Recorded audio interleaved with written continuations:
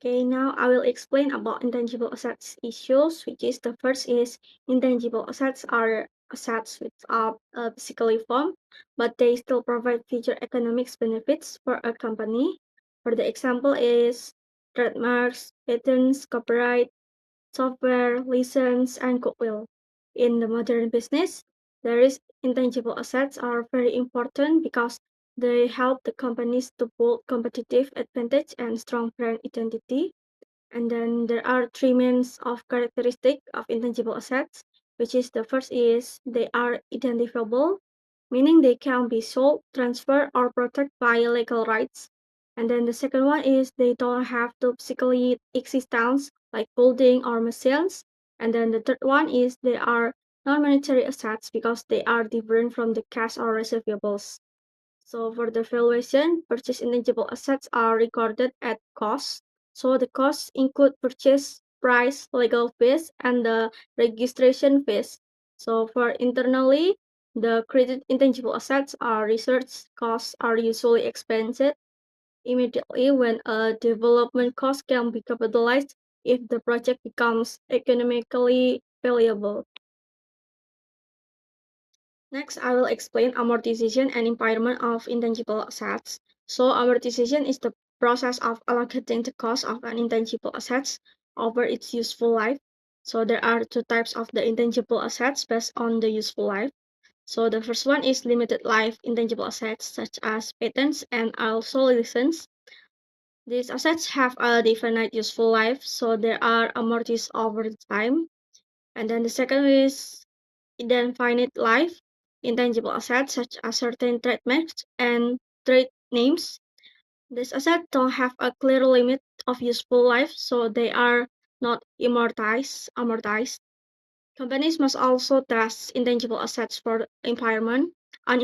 Impairment loss happens when the carrying amount is higher than the recoverable amount. So the limited life intangible assets are tested when there are signs of the impairment, while identified life intangible assets must be tested every year.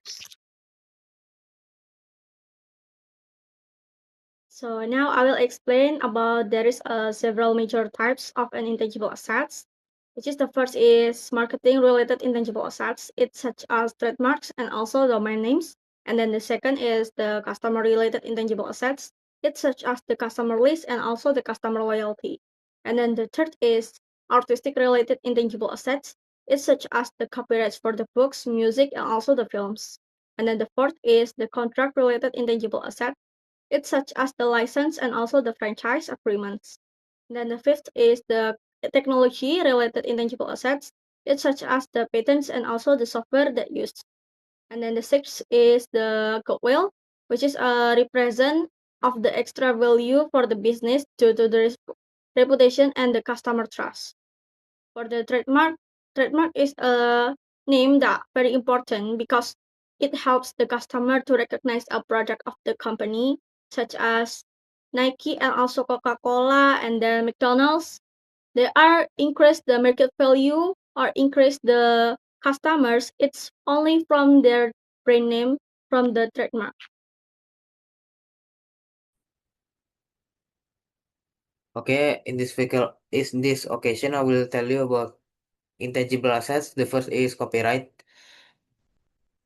A copyright is a government granted right that all authors, painters, musicians, sculptors, and other artists have in their creations and expressions. A copyright is granted for the life of the creator plus 70 years. It gives the owner of her or has the exclusive right to reproduce and sell an artistic or published work. Copyrights are not renewable.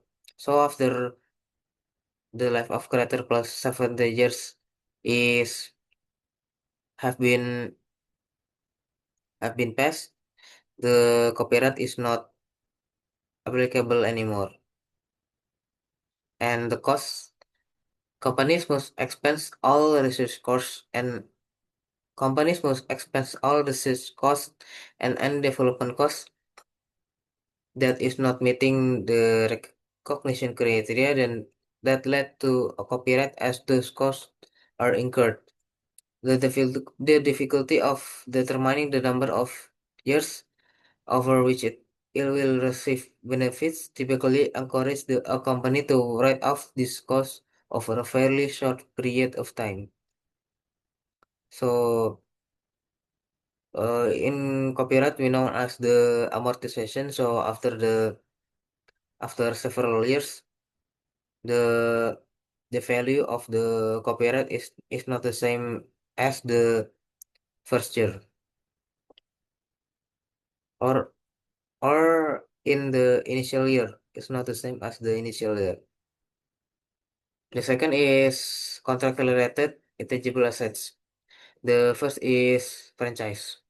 A franchise is a contractual arrangement under which the franchisor grants the franchisee to to sell certain products or services, to use certain trademarks or trade names, or to perform certain functions, usually within a designated geographical area. So, for example, have it if you have visited fast food chains or modern retail, that is the example of the franchise. So the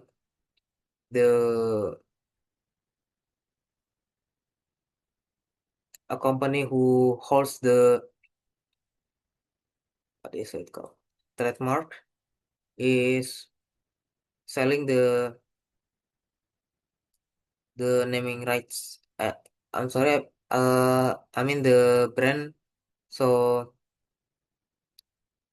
the franchisee or the people who buy the right is people who buy the right can use the right itself to make profit. The franchisor, having developed a unique concept of product, protect its concept or product through a patent, copyright, or trademark or trade name. The franchisee acquires the right to exploit the franchisor idea or product by signing a franchise agreement. The second is the license and permit. Eh, I mean the license or permit. Franchises and licenses may be for a definite period of time, for an indefinite period of time, or perpetual. The company securing the franchise or licenses carries an intangible assets account or entitled franchises or licenses on its books only when it can identify costs with the acquisition of the operating right. A company should amortize the cost of a franchise or license with a limited life as operating expense over the life of the franchise. It should not amortize a franchise with an indefinite life nor a perpetual franchise. The company should instead carry such franchises at cost. Then annual payments made under a franchise agreement should be entered as operating expenses in the period of each they are incurred. These payments do not these payments do not represent an asset since they do not related to future rights to use the property.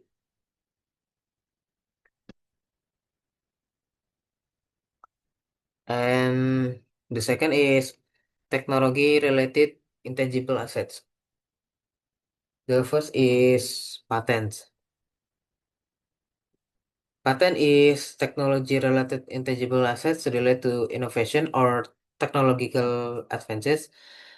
For example, are patented technology and trade secrets granted by a governmental body.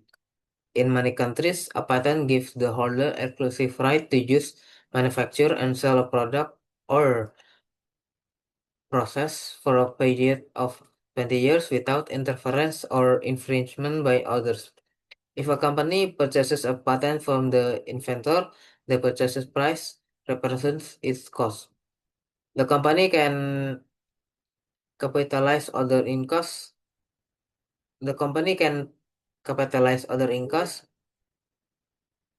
Sorry, um, the company can capitalize other costs incurred in connection while securing a patent, such as registration and attorney's fees. However, it must expense all research costs and any development costs incurred before achieving economic viability related to the development of the product, process, or idea that it subsequently patents. Company should amortize the cost of patent over its legal life or its useful life, or the period in which benefits are received, whichever is shorter. If it appears that the patent will be useful for a shorter period of time, it should amortize its cost. For example, if the period is for 5 years, it should amortize its cost over 5 years. Changing demand. New inventions superseding old ones, inadequacy, and other factors often limit the useful life of a patent to less than the legal life.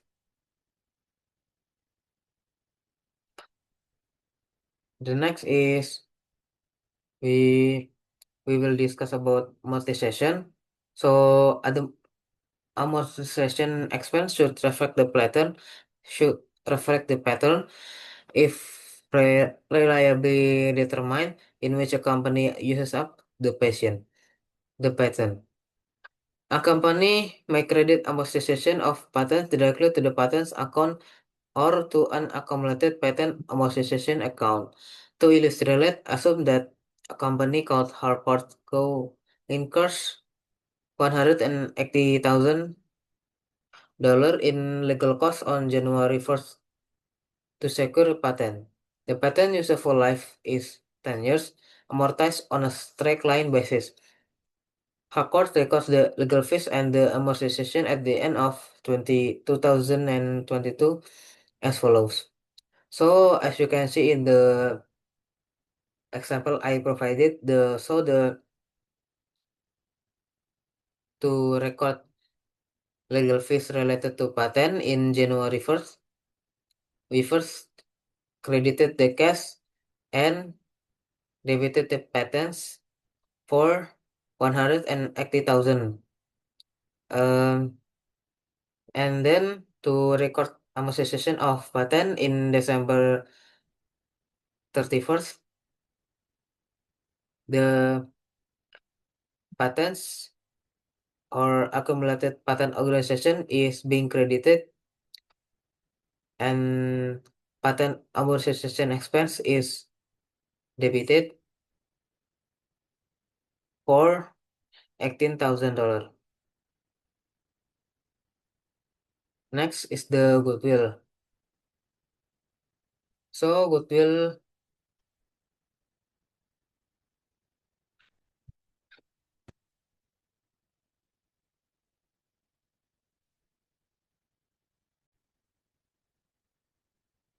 So goodwill is measured as the excess of the cost of the purchase over the fair value of the identifiable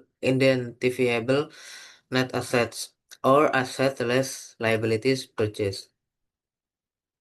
So I have provided example an example in this slide. So a company called Feng labels the difference between the purchase price of 400,000 and the fair value of 350,000 as goodwill.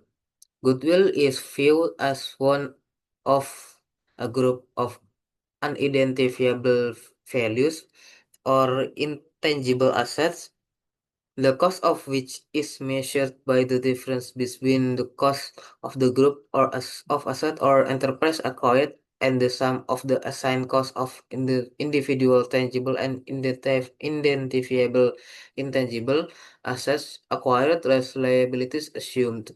This procedure for valuation is called a master valuation approach. It assumes goodwill covers all the values that cannot be specifically identified with any identifiable tangible or intangible assets. So in this example, The purchase price is $400,000 that consists of the assets and liabilities in that uh that is uh thir 30 thir, thir, 350,000. So purchase five per the purchase price less by the fair value of net identifiable assets is 50,000, which means the 50,000 is the value assigned to goodwill. So that's all from me. Thank you for listening.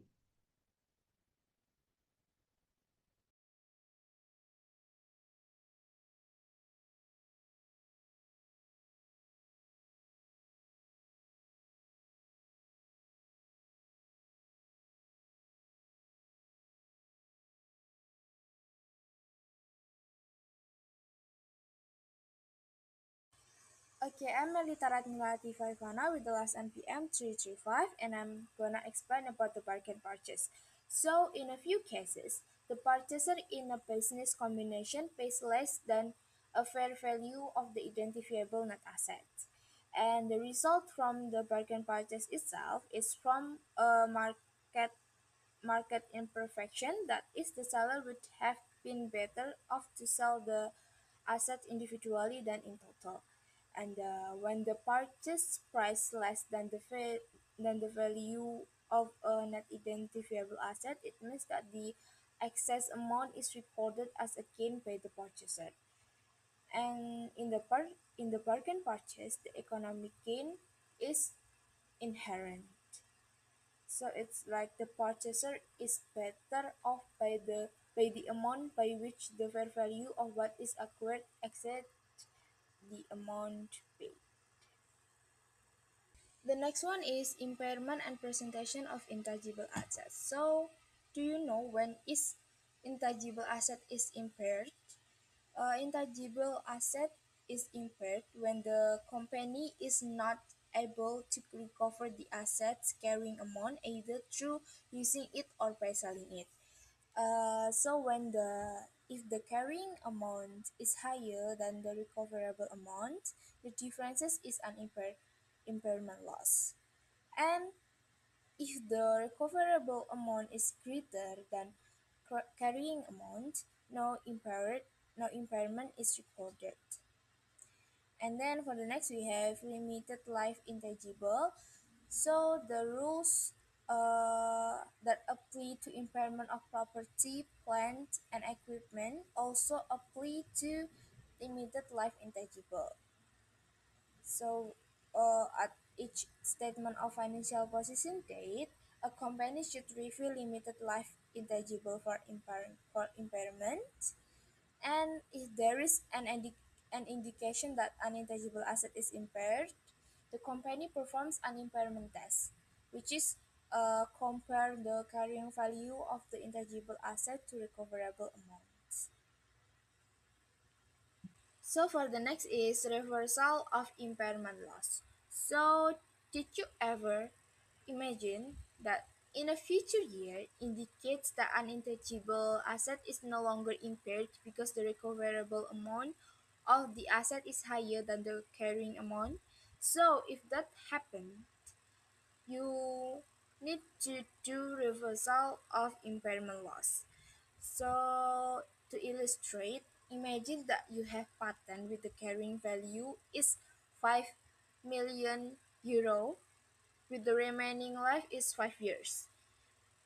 And uh, after the carrying value of the patent after impairment is 2 million euro, so you need to divide it 2 million divided with 5 years, so it's gonna be 400,000 euro, right? so this is it's gonna be a recording. You need to record the year, amortization expense, and carrying amount. So for the year 2022, the amortization expense is 400,000 euro, with the carrying amount is one one million 1,600,000 euro, because the 2 million 2 million is minus 2 million minus with 400, so it's gonna be 1 million 1,600,000. And then for the 2023, you need to deduct the 1,600,000 with the 400,000, and you got the carrying amount 1,200,000. And for the 2024, it seems like the 2023 and 2022, and the 2025, it's also the same as the 3 years before. And also in the 2026, the carrying amount is become zero. And then after that um,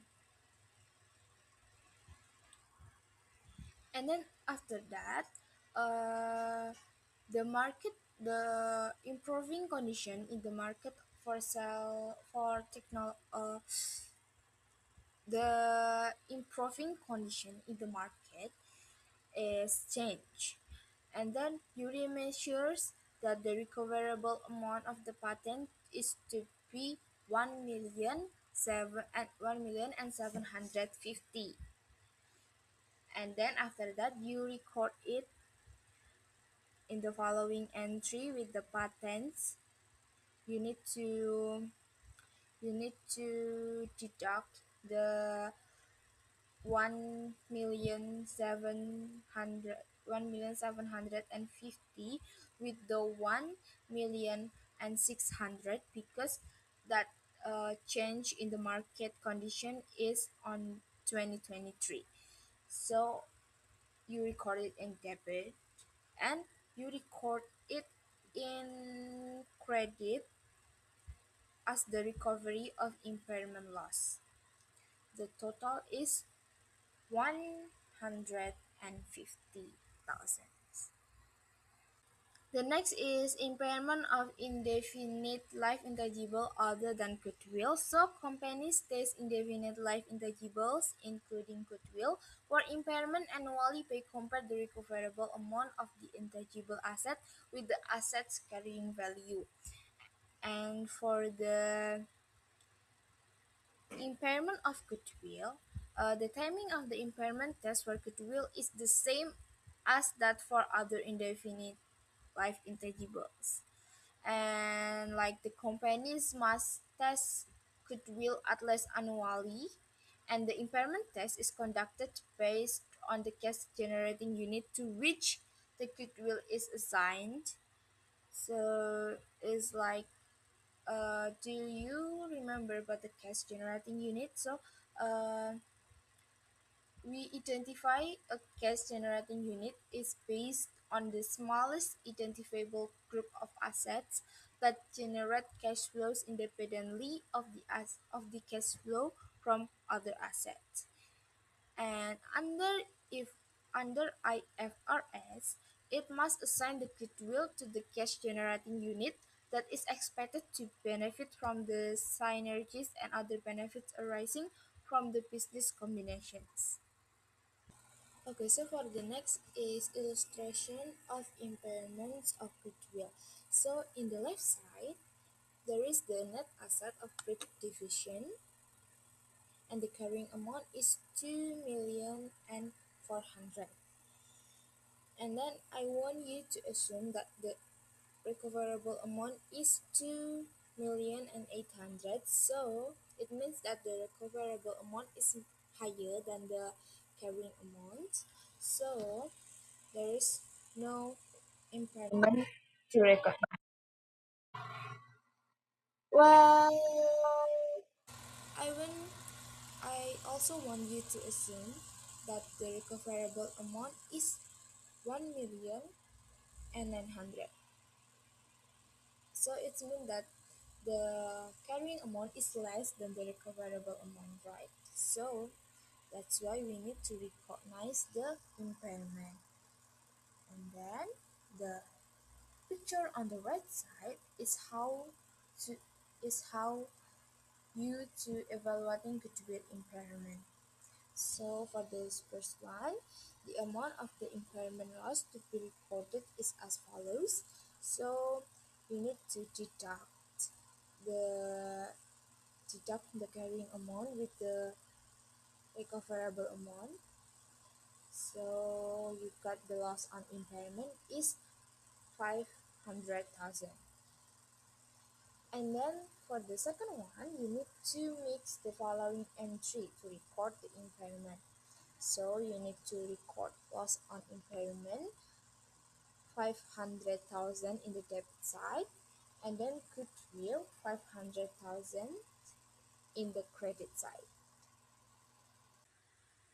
The next is presentation of intangible assets. So the presentation of intangible asset is different in the statement financial position and income statement is different.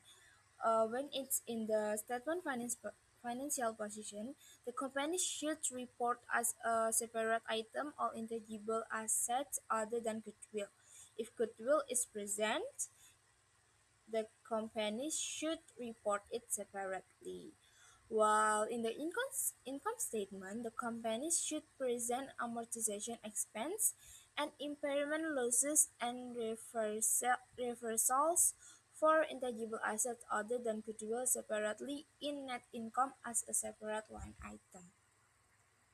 The next is research and development or R&D costs. So R&D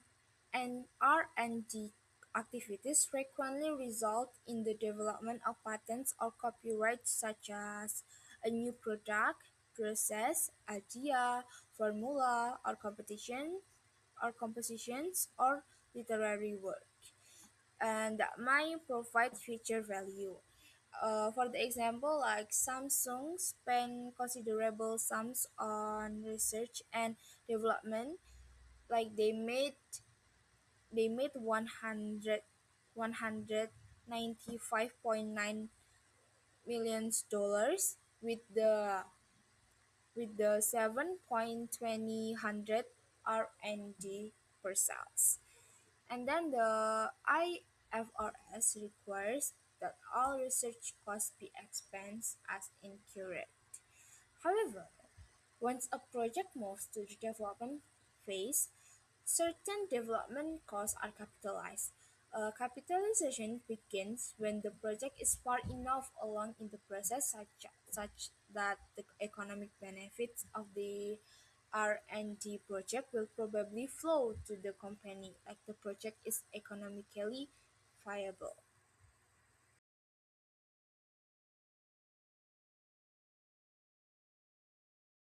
So the next one we are talking about identifying R&D activities. So as we can see in the table, it shows the definition of for research activities and development activities. These definitions differentiate research and development costs from other similar costs. We can see in the research activity, its original and planned investigation undertaken with the prospect of gaining new scientific or technical knowledge and understanding. The example is laboratory research aimed at discovery of new knowledge, searching for application of new research finding. And then for the development activities is application of research finding or other knowledge to a plan or design for the production of new or substantially improved materials, device, products, process, systems, or service before the start of commercial production or use. The example is conceptual formulation and design of possible product and process alternative, construction of prototypes, and operation of pilot plant. R&D activities didn't include routine or periodic alteration to existing products, production lines, manufacturing process, and other ongoing operation, even though this alteration may represent improvement. For example, Routine ongoing efforts to refine, enrich, or improve the qualities of an existing product are not considered as R&D activities. The next one is accounting for R&D activities. The cost associated with R&D activities and the accounting treatment accorded them is the first one, materials, equipment, and facilities. It will expense the entire cost unless the item have alternative future use in other project or otherwise. If there are alternative future use, carry the items as inventory and allocate as consumed, or capitalize and depreciate as used. The second one, personnel. Expense as incurred salaries, wages, and other related costs of personnel engaged in R&D. The third one is purchase intangibles. Recognize and measure at fair value. After initial recognition, account for in accordance with their nature as either limited life or indefinite life intangibles. The fourth one is contract service. Expense the cost of service performed by others in connection with R&D as incurred. And then the fifth one is indirect cost. It includes a reasonable allocation of indirect cost in R&D cost, except for general and administrative costs, which must clearly related in order to be included in the R&D cost. Consistent with item 1 above, if a company owns a research facility that conducts R&D activities and that has alternative use, it should be capitalized the facility as an operational asset. The company accounts for depreciation and other costs related to such research facilities as R&D expense. To illustrate, let's see the table below.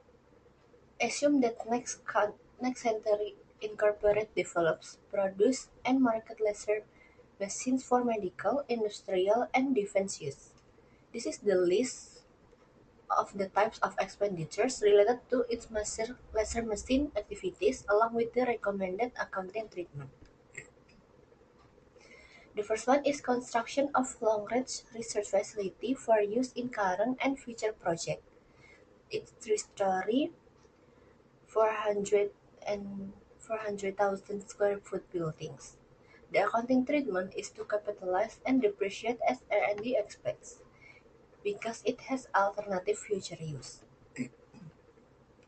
And then the second one is acquisition of R&D equipment for use on current project only. It will expense immediately as R&D because it's research cost. And then the third one is acquisition of machinery for use on current and future R&D project. It will capitalize and depreciate as R&D expense because it has alternative future use.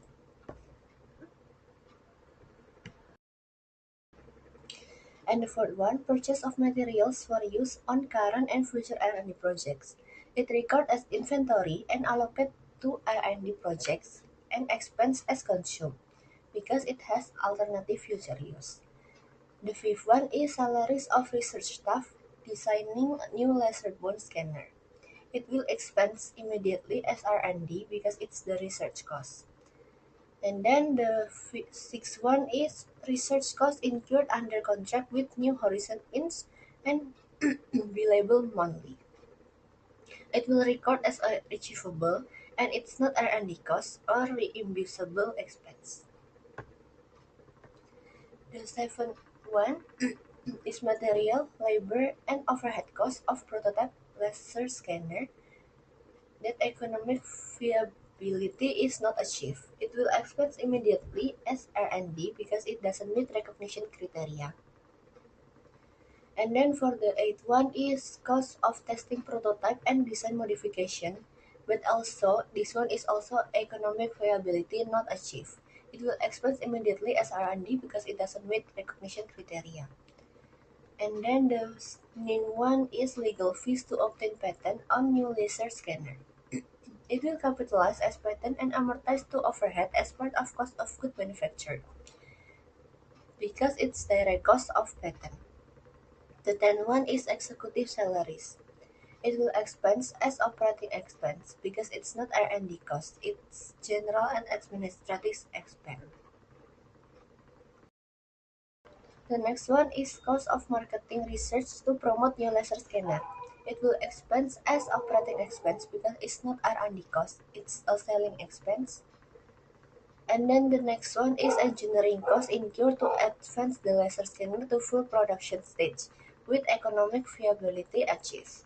It will capitalize as R&D because it meets the recognition criteria. And then the next one is cost of successfully defending patent on laser scanner. It will expense as legal fees, such as expenditure only maintain expected benefit. And then the last one is commissions to sales staff marketing new laser scanner. It will expense as operating expense because it's not R&D cost, it's a selling expense. Okay, so the next one we're talking about recognition of R&D and internally generated intangible. The requirement to expense immediately the R&D cost is to ensure the consistency in practice and uniformity among companies. But some believe that the statement of financial position should report an intangible asset related to expenditures that have future benefit. Indeed, research finding indicates that capitalizing R&D costs may be helpful to investors. The current accounting for R&D and other internally generated intangible assets represent one of the many trade-offs made among relevance, faithful representation, and cost-benefits consideration. FASB and IASB have completed the projects on this, and the board have contemplated a joint project on the accounting for identifiable intangible asset. The next one we are talking about costs similar to R&D costs. Many costs have characteristics similar to research and development costs. The example are startup costs for a new operation, initial operating loss, and advertising costs. The first one is startup costs. Startup costs are incurred for one-time activities to start a new operation. The examples include opening a new plant, introducing a new product or services, or conducting business in a new territory.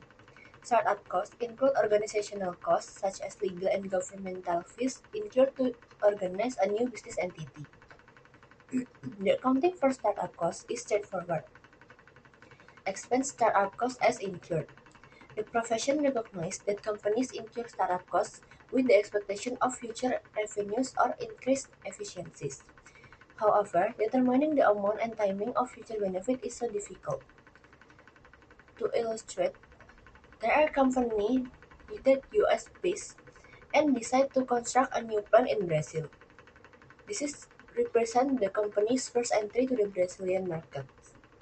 The company plans to introduce the company Mayer US brand into Brazil on locally produced basis.